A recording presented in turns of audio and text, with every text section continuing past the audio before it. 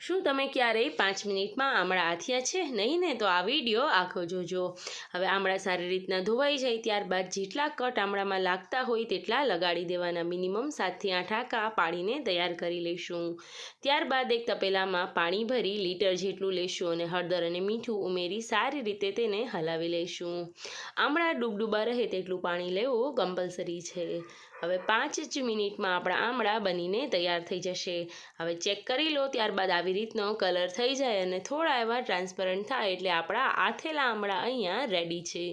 જેટલી ચીરો તમે કટ લગાવેલી તે આરામથી આવી રીતના ખુલી જશે અને દબાવશો તો આવી રીતના દબાઈ પણ જશે.